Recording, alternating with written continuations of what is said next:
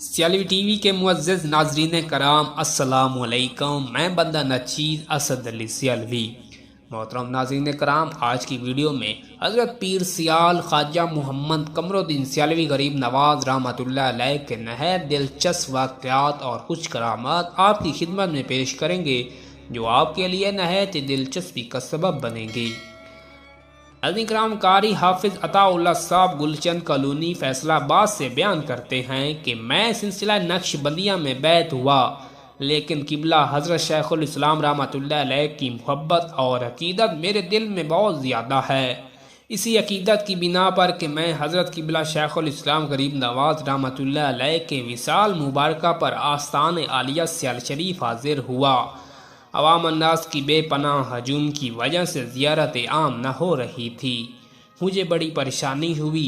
حضرت صاحب کو یاد کیا اور عرض کی، غریب نواز کرم فرمائیں، زیارت کے لیے حاضر ہوا ہوں۔ فوراً ہی موقع مل گیا اور میں نے بآسانی زیارت کر لی۔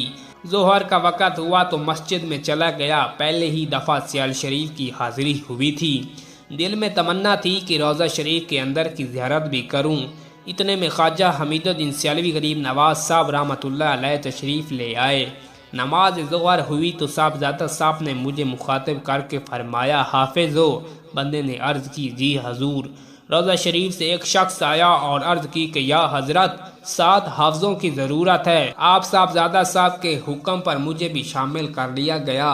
اسی طرح روضہ شریف کے اندر کی زیارت سے بھی مستفید ہوا۔ سورۃ بقرہ کی چند آیات تلاوت کی، آپ کے مزار مبارک پر مٹی بھی ڈالی۔ جب روضہ شریف سے باہر آیا تو جیب میں کوئی پیسہ نہ تھا۔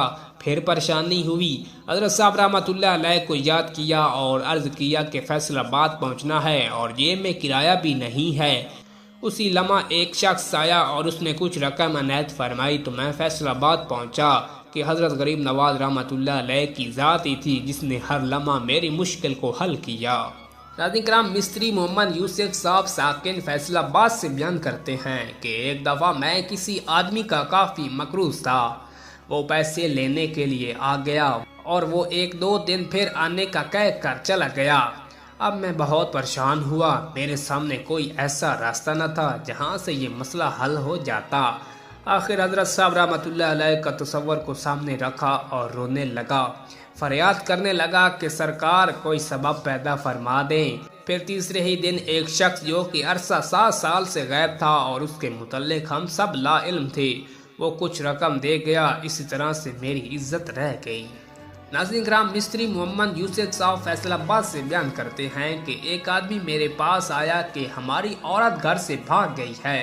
ہم نے بہت جدوجہد کی، وہ لوگ بھی عورت واپس نہیں ہونے دیتے۔ وہ عورت بھی انہی کے حق میں بیان دیتی ہے۔ آپ پیر سیال لجپال کے غلام ہیں۔ حضرت صاحب رحمۃ اللہ علیہ سے میرا یہ کام کروا دیں کہ ہماری عورت وہ لوگ واپس کر دیں۔ میں اسے لے کر سیال شریف حاضر ہوا۔ حضرت غریب نواز رحمۃ اللہ علیہ سے عرض کی، آپ نے دعا فرمائی اور فرمایا کہ وہ عورت آ جائے گی اور پھر کبھی نہ جائے گی، اور پھر ایسا ہی ہوا۔ وہ عورت خود بخود گھر واپس آ گئی اور پھر کبھی گھر سے باہر قدم نہ نکالا۔ ناظرین کرام، مولانا نور محمد کوثر علوی صاحب ساکن تھانہ موچی والا سے ہر سال بابا فرید الدین گنج شکر رحمۃ اللہ علیہ کے عرس مبارک پر پاک پتن شریف حاضری دیتے تھے، لیکن 1974 میں عرس مبارک کا دن منگل کا تھا۔ حضرت پیر سیال کی سنت کے مطابق منگل کو سفر نہ کرنا مناسب سمجھا اور عرس مبارک پر حاضری کا ارادہ منسوخ کر دیا۔ رات کو خواب میں دیکھا کہ حضرت قبلہ شیخ الاسلام والمسلمین خواجہ محمد قمر الدین سیالوی رحمۃ اللہ علیہ فرماتی ہیں کہ کوثر صاحب، میں پاک پتن شریف جا رہا ہوں، تم بھی جلدی پہنچو۔ بیدار ہوا تو بعد نماز فجر اذان سفر ہو گیا اور عصر کے وقت حضرت غریب نواز رحمۃ اللہ علیہ بھی پہنچ گئے۔ نماز پڑھی اور آپ نے فرمایا جلدی آؤ اور بابا صاحب رحمۃ اللہ علیہ کے دربار شریف پر حاضری دو۔ حاضری دی اور آپ کے ساتھ ہی پھر دروازہ بہشتی سے بھی گزر گئے۔ ناظرین کرام، قبلہ شیخ الاسلام غریب نواز رحمۃ اللہ علیہ بدھوار کو گھر سے روانہ نہیں ہوتے تھے۔ ناظرین کرام، صاحبزادہ غلام محی الدین صاحب خواجہ عباس شریف والے بیان فرماتے ہیں کہ ایک دفعہ حضرت غریب نواز رحمۃ اللہ علیہ ہمارے پاس خواجہ عباس شریف تشریف لے آئے۔ ہمارے ہاں مسجد کے نزدیک ایک باڑ تھی۔ آپ نے فرمایا کہ اسے صاف کر دو، اس میں سانپ اور بچھو وغیرہ ہوں گے۔ بعد میں اسے صاف کیا گیا تو واقعی اس میں سے ایک سانپ اور ایک بچھو نکلا۔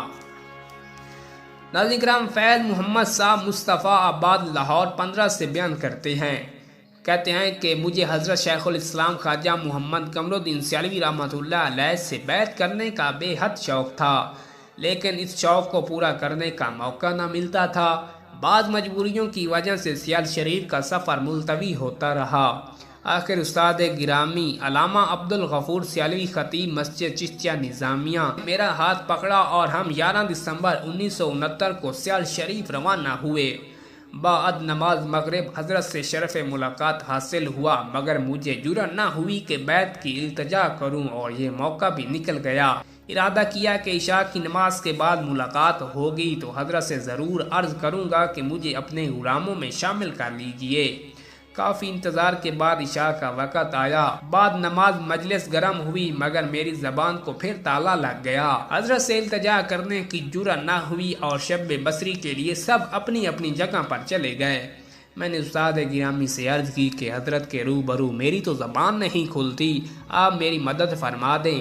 انہوں نے فرمایا کہ نماز فجر کے بعد دوبارہ منعقد ہوں گا تو آپ کی طرف سے میں عرض کروں گا۔ غر سب سو گئے، لیکن مجھے اس فکر میں نیند نہ آئی۔ صبح کے قریب آنکھ لگ گئی تو کیا دیکھتا ہوں کہ مجلس لگی ہوئی ہے، جس میں حضرت ابو البرکات سید احمد شاہ صاحب بانی حزب الاحناف میں شریک ہیں۔ صبح 12 دسمبر تھی اور اتوار کا دن تھا۔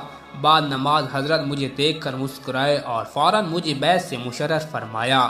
پابندی شریعت کی سختی سے تلقین کی۔ انہوں نے فرمائش کی کہ روزانہ سورت یاسین اور فلاں فلاں درود وضیح پڑھا کرو۔ ان کی ترتیب وہی تھی جس طرح یہ چیزیں پہلے سے ہی میں روزانہ پڑھتا تھا، ان میں میرے لیے نئی چیزیں کوئی نہ تھی۔ ان کی ترتیب وہی تھی جس طرح یہ چیزیں پہلے سے میں روزانہ پڑھتا تھا، ان میں میرے لیے نئی چیز کوئی نہ تھی۔ مجھے بے حد خوشی ہوئی۔ مرجع بالا واقعہ میں شوق بڑھایا، از حد بڑھایا، بے تاب کیا اور مزید بنا لیا۔ اقبال مرحوم نے فرمایا، شوق اگر تیرا نہ ہو میری نماز کا امام، میرا قیام بھی حجاب، میرا سجود بھی حجاب۔ ناظرین کرام، امید کرتا ہوں اس طرح کی ویڈیو آپ کو اچھی لگی ہوگی۔ ہماری حوصلہ افزائی کے لیے چینل کو لائک، کمنٹ اور سبسکرائب ضرور کر لیں۔ اپنا اور گرد نواح کے لوگوں کا خیال رکھیے گا۔ اجازت دیجیے، اسد علی سیالوی کو ملتے ہیں ایک انشاءاللہ نئی ویڈیو کے ساتھ۔ صلو علی الحبیب صلی اللہ تعالی علی محمد۔